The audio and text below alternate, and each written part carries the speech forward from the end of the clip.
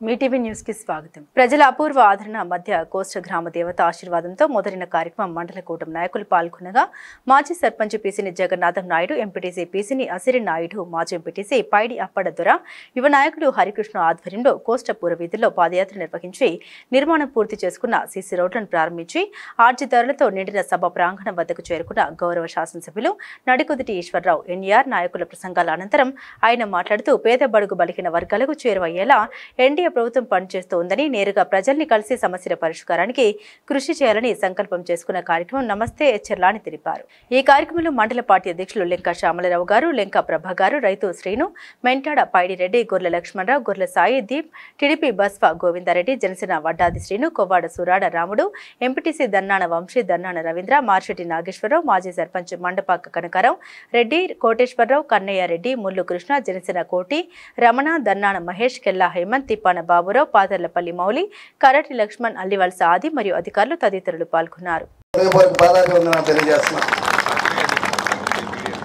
అలాగే కార్యక్రమానికి విచ్చేసి ఎప్పుడు నేను ఏ కార్యక్రమం చేసినా నా వెనువెంట ఉండి నన్ను ప్రోత్సహిస్తున్నటువంటి నా పాత్రికేయ మిత్రులకి, మీడియా సోదరులకి నా హృదయపూర్వక ధన్యవాదాలు తెలియజేస్తున్నాను. చాలా సంతోషం అమ్మా. ఈరోజు మీరు టీవీలో చూసే ఉంటారు,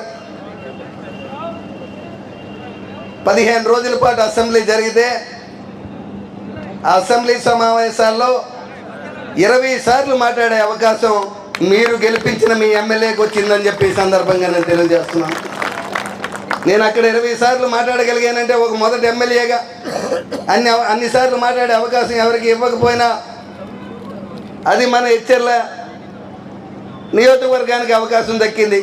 దానికి కారణమైన నాకు అత్యధిక మెజార్టీతో నన్ను ఒక లక్ష్యంతో, ఒక ఆశయంతో ఎన్ఆర్ని ఎమ్మెల్యే చేస్తే నియోజకవర్గం బాగుంటుంది అని చెప్పి మీరు ఆ రోజు తలచిన తలంపు ఈరోజు నన్ను ఎచ్చర్ల నియోజకవర్గం తరఫున అసెంబ్లీలో 20 సార్లు మాట్లాడే అవకాశం దొరికిందని మీ అందరికీ నేను తెలియజేస్తున్నాను. ఈ అవకాశం నేను చేసింది కాదు, ఈ అవకాశం నాకు మీరు ఇచ్చారు.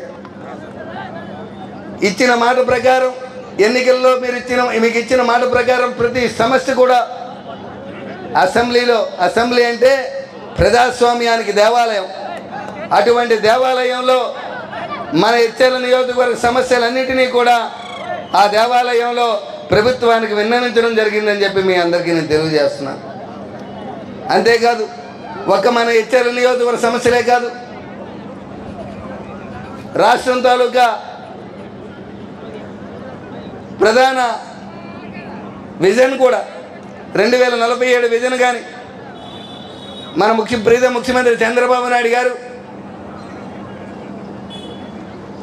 భారతదేశం 2047 కల్లా వికసిత భారత్ కావాలని మన ప్రధానమంత్రి నరేంద్ర మోడీ గారు ఏదైతే ఆశయంతో ముందుకెళ్తున్నారో, పేద బడుగు బలహీన వర్గాలందరినీ మంచి జీవనం కల్పించాలి, ప్రతి ఇంటికి కూడా ఒక ఉద్యోగం, ఒక వ్యాపారం ఉండాలి, ప్రతి మనిషి ఆరోగ్యంగా ఉండాలి, ప్రతి మనిషి చదువుకోవాలి, ప్రతి మనిషికి ఒక ఇల్లు ఉండాలి అనే ఒక లక్ష్యంతో మన భారతదేశాన్ని అభివృద్ధి చెందిన దేశంగా 2047 కల్లా అభివృద్ధి చెందిన దేశంగా తీసుకెళ్లాలని మన గౌరవ ప్రధానమంత్రి నరేంద్ర మోడీ గారు ఏదైతే ఒక లక్ష్యంతో ముందుకెళ్తున్నారో, అదే లక్ష్యంతో అదే బాటలో మన ప్రీతం ముఖ్యమంత్రి చంద్రబాబు నాయుడు గారు కూడా 2047 కల్లా మన ఆంధ్రప్రదేశ్ని స్వర్ణాంధ్రప్రదేశ్ చేయాలి. మన ఆంధ్రప్రదేశ్లో ఉన్నటువంటి బడుగు బలహీన వర్గాలందరూ కూడా ఎవరైతే ఉన్నత స్థాయిలో ఉన్నటువంటి పెద్దలందరితో సమానంగా పేద బడుగు బలహీన వర్గాలందరికీ కూడా చేయూతనిచ్చి వారందరూ చదువుకునే విధంగా, వారందరికీ ఉద్యోగం వచ్చే విధంగా, వారందరికీ వ్యాపారం వచ్చే విధంగా, ప్రతి మనిషి ఆరోగ్యంగా ఉండాలని, ప్రతి మనిషికి కూడా ఇల్లు కట్టుకోవాలని, ఒక మంచి ఆరోగ్యకరమైన జీవనం సాగించాలని ఒక లక్ష్యంతో మన గౌరవ ముఖ్యమంత్రి చంద్రబాబు నాయుడు గారు కూడా స్వర్ణాంధ్రప్రదేశ్గా దిశగా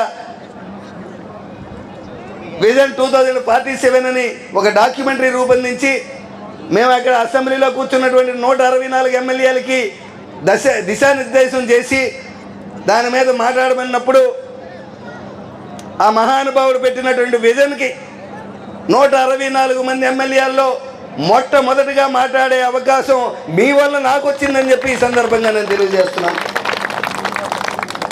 అలాగే మన యువ నాయకులు లోకేష్ బాబు గారు నూతన విద్యా విధానాన్ని తీసుకొచ్చారు. ప్రతి పంచాయతీలో కూడా ఒక మోడల్ ఎలిమెంటరీ స్కూల్ పెట్టాలన్నది ఆయన ఆలోచన. దాంట్లో కూడా నేను మాట్లాడే అవకాశం దొరికింది. రాష్ట్ర బడ్జెట్ పెడితే రాష్ట్ర బడ్జెట్లో మాట్లాడే అవకాశం దొరికింది.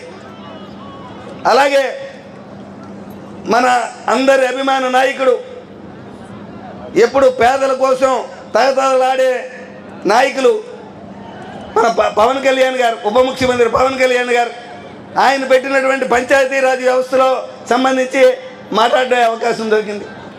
ఈరోజు ఒక్క మన ఎచ్చోర్ల నియోజకవర్గ సమస్యలే కాకుండా రాష్ట్ర విజనీరులో కూడా, రాష్ట్రం తాలూకా సమస్యల్లో కూడా మాట్లాడే అవకాశం మన ఎచ్చర్ల ప్రజానియోజకం ద్వారా నాకు వచ్చింది.